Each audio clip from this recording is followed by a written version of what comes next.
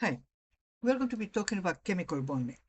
Chemical bonding is a very important topic, and many students think it's easy, so you don't have to pay much attention. It will become very, very important later on in the semester. Okay, so you want to get it right today. Besides, chemistry is all about bonds. In chemical reactions, you don't create or destroy atoms, you just rearrange them, kind of like playing with Legos. So when you break down a molecule, you break down the old bonds, you make a new molecule, you form new bonds. It's all about bonds. In a chemical reaction, the nucleus does not change. That means the number of protons remains constant, the atomic number remains constant, so the element does not change. But electrons is a different thing. And we're talking here about valence electrons, okay? Valence electrons are going to participate in the chemical reaction, forming new bonds. So they can be gained, they can be lost, they can be shared, and please don't misunderstand it. This is not a random process. The atom does not pick up a card that says lose 2 electrons, okay? There is a principle behind it that we call the octet rule, saying that the atoms want to achieve a full outer shell. For most atoms you're going to be dealing with, that means 8 valence electrons. That's where the name octet comes from. Yes, there are bigger atoms. We're not going to worry about them for now. You have hydrogen that all it can hold is 2 electrons in the only shell it has. But most of the atoms you're going to be dealing with are satisfied if they have 8 electrons in the outermost shell. So we said when electrons are transferred, ions form. Why? Because one atom is giving up electrons, so it becomes a positive ion. Another one is picking up electrons, becomes negative, so you form ions, some positive, some negative, and the electrostatic attraction between them forms the ionic bond. When electrons instead are shared, you have a covalent bond. And this allows us to classify compounds as being ionic or molecular, depending whether they have mostly ionic bonds or covalent bonds. That's going to affect many of their properties. So once again, bonds are very, very important. So let's begin with ionic bonds. We said that one atom is going to lose electrons.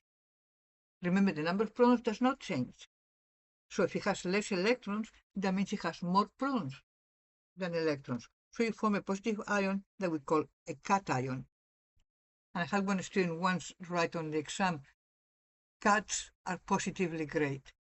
A nice way to remember that cations are positive, right? When the atom gains electrons, and again assuming the number of protons does not change, then it has more electrons, more negative charges than positive, so you form a negative ion that we call an anion. And once again, the attraction between the two of them forms the ionic bond. Examples, sodium chloride, most typical ionic compound I can think of. Sodium has 11 electrons. So in the first level, you can put 2. In the second, you can put 8, 2, 3, 4, 5, 6, and 8. Now there's only 1 electron left. Sodium could try, in theory, to fill the third layer or empty it because the layer underneath is already full. Okay? So it can lose 1 electron or it can gain 7 electrons. It's very obvious that it's easier to lose 1 than try to gain 7. So sodium only has 2 layers now, but we said that the second one was already full, 4, 5, 6, 7, 8. The outermost layer is full, sodium is happy, but it lost 1 electron, so it becomes a sodium plus 1 ion. If you look at chlorine, it has 17 electrons. You can look it up in the periodic table. Okay? So you have 2. Now we have 8. 2, 3, 4, 5, 6, 7, 8. Now you have 7. 1, 2, 4, 5, 6, 7. Just like sodium, it has 2 choices. It can fill the third shell, which means gain 1 electron, or it can get rid of these electrons, because the second layer is already full, lose 7 electrons. Once again, 1 is equal to 7, so it will gain 1 electron, and our chlorine has 2 electrons, 8 here, 2, 3, 4, 5, 6, 7, 8, and now it has 8 electrons in the outermost shell. Again, chlorine has a full outermost shell, but because it gained 1 electron, it's minus 1 ion. And the attraction between the sodium ion and the chlorine ion, that's the ionic bond. Okay? Can you predict ion charges? For most examples, yes. Main group metals, those are the elements to the left of the periodic table. You know the group tells you the number of valence electrons. Group 1 has 1 valence electron. Group 2 has 2 valence electrons. Group 13 has 3 valence electrons. Notice that we skip transition metals, but we'll get to them. So obviously it's very easy to lose 1, 2, 3 electrons and end up with plus 1, plus 2, plus 3 ions. Many non-metals, they're very close to filling the outermost shell or to have the same number of electrons that a noble gas. So if you go to group 17, they have 7 electrons. Group 16 has 6, group 15 has 5. So they're going to gain 1, 2, 3, and they form minus 1, minus 2, minus 3 ions. You can predict these ones just by looking at the periodic table to see in which group the atom is located. An example of that is calcium. You look in the periodic table, it's in group 2, has 20 protons and 20 electrons. Because it's in group 2, we know there is 2 valence electrons, or 2 electrons in the outermost shell. So it loses those 2 electrons and becomes calcium plus 2. That's what we have predicted, because it was in group 2 that formed an ion with a plus 2 charge.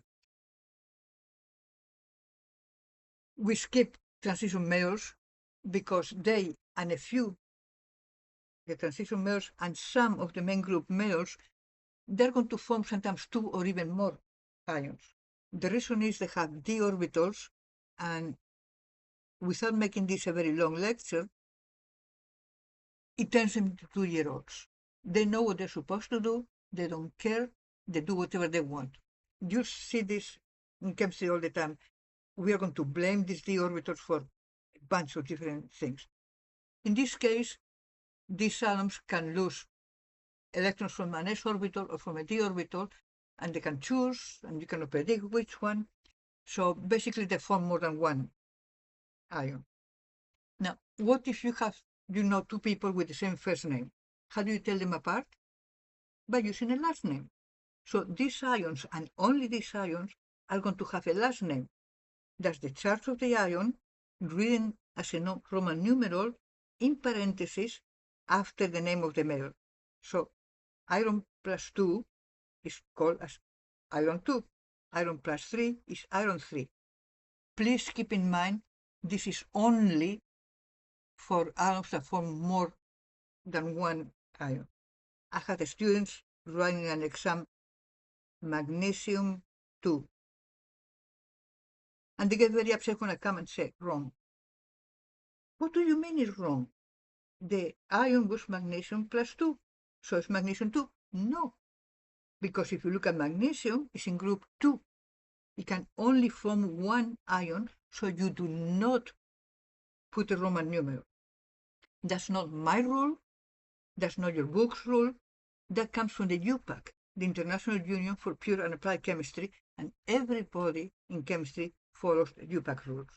Okay? So here you have a list of charges, and before you freak out, you can predict most of them. We say you can predict group 1, group 2, group 13, group 15, 16, and 17. So whatever's left in here, these are the ones that are going to give you a hard time because they have d orbitals, and these ones you just need to memorize them. Okay? I try to cut down memory work in chemistry as much as possible, but some things you just need to memorize. This you need to know. Covalent bonds happen when 2 atoms decide to share. Basically, both have similar tendency to attract electrons, Nobody wants to give up an electron. So sharing is the only alternative. Let me give you an example. Hydrogen gas is H2. It's formed of two hydrogen atoms. Each one has one valence electron. So you have a hydrogen with one valence electron, another hydrogen. Can you imagine the first hydrogen coming and saying, hey, give me the electron so I can fill my outermost shell? And this hydrogen derives says, you crazy what? I need one electron. Nobody's going to give up an electron because they both need one. So basically what they do is they say, let's share them. These electrons are going to be considered belonging to both of them. Each one actually orbits around both of the nuclei. So now both hydrogens have two electrons in the outermost shell. They're happy and they form a covalent bond. This works real good when you have identical atoms, like the example I just gave you, because they both have the same attraction for the electrons. So the electrons are shared equally, and we call that pure covalent bond. But what about when the atoms are different? Most of the time, that means that one of them is going to have a stronger attraction. Okay? So that's going to polarize the electron density, shift electron density. So this unequal distribution of electrons, we know it as a polar covalent bond. Basically, instead of every electron spending 50% of the time over one atom and then 50% over the other one, they're going to divide unequally. Maybe it's 70-30, maybe it's 60-40. Depends on the difference in the strength between the two atoms. But the point is, it's not an equal distribution, so that's a polar covalent bond. The atom that's stronger is going to attract the electrons closer. So it develops a partial negative charge. Chlorine has much stronger attraction for the electrons than hydrogen, so this bond is delocalized and you get a partial negative charge of the chlorine.